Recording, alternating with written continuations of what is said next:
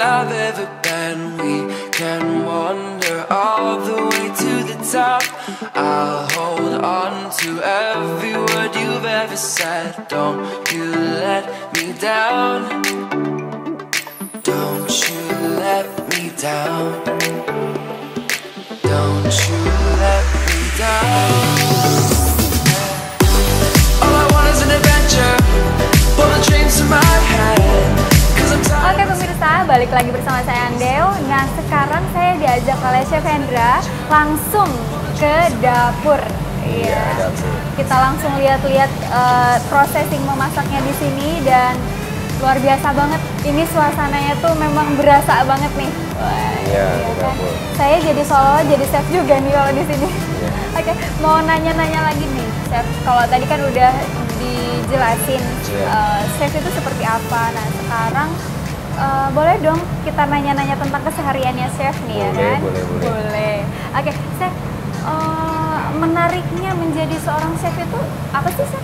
Sampai chef terjun di dunia masak-memasak ini? Yang pertama yang saya kejar adalah pahala, Kak. Iya, karena bikin orang kenyang itu satu pahala juga. Yang kedua, ibaratkan seni. Jadi seni itu seperti orang melukis. Jadi ketika kita menyajikan makanan di suatu piring dengan cantik dan kita sajikan kepada pelanggan, pelanggan merasa puas, itu adalah suatu kepuasan tersendiri sebagai seorang chef ya.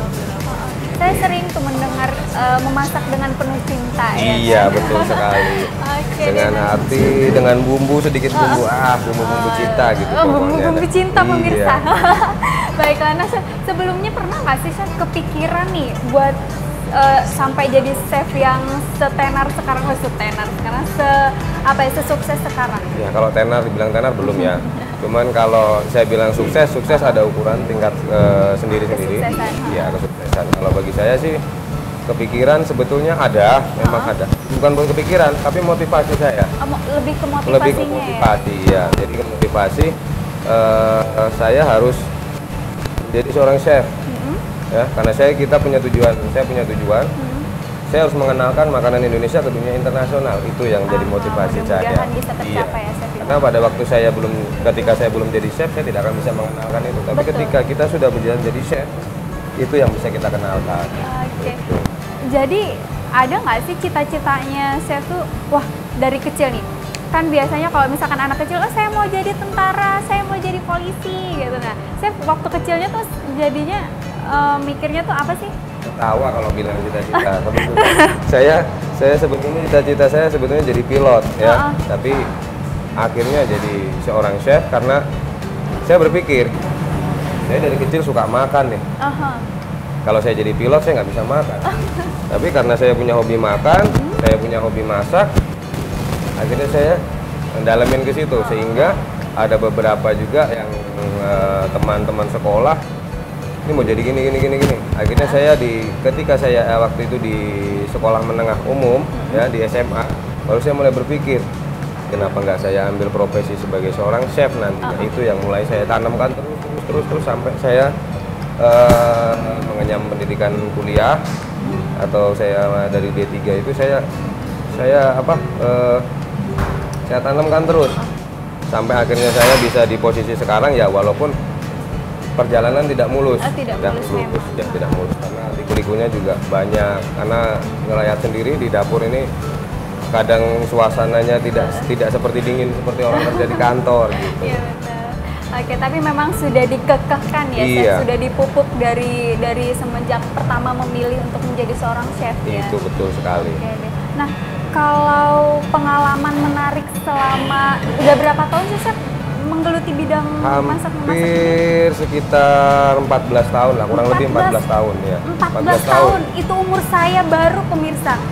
Sekitar 14 tahun. 14 tahun. Nah, selama masa 14 tahun itu ada nggak sih chef pengalaman menariknya nih? Paling menarik keliling dunia atau gimana?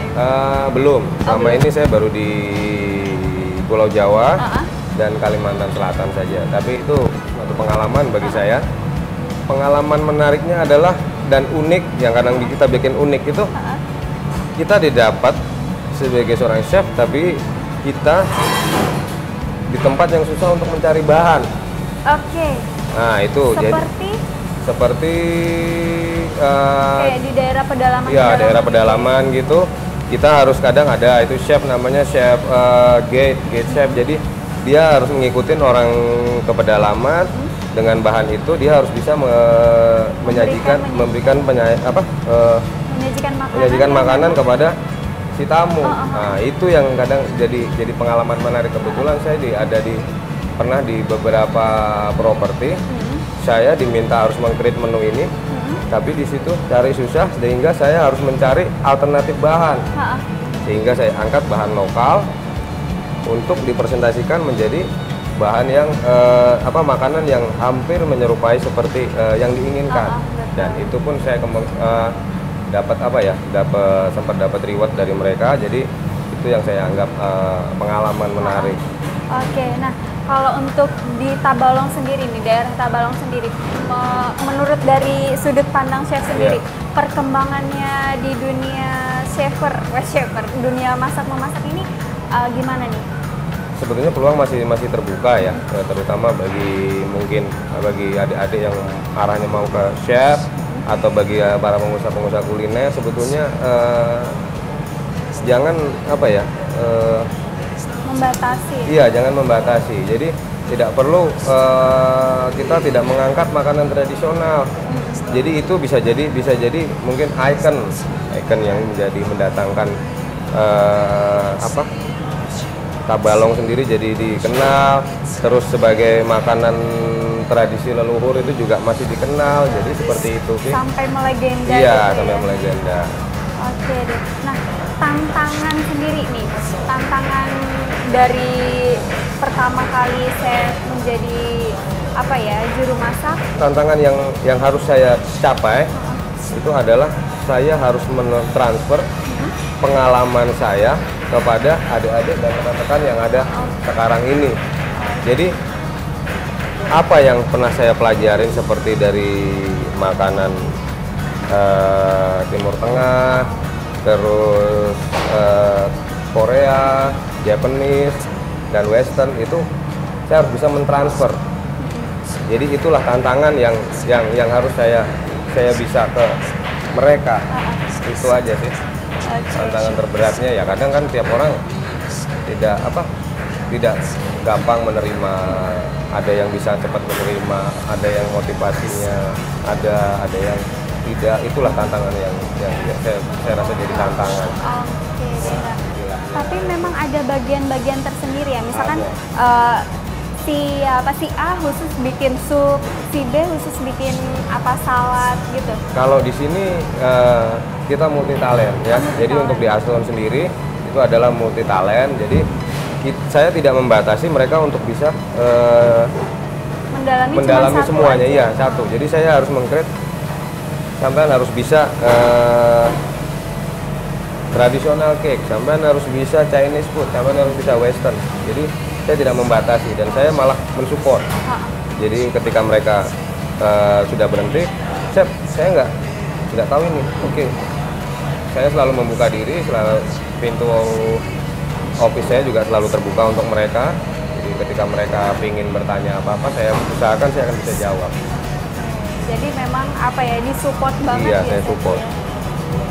Pemirsa pasti penasaran kan gimana lakonnya chef kalau lagi atraksi?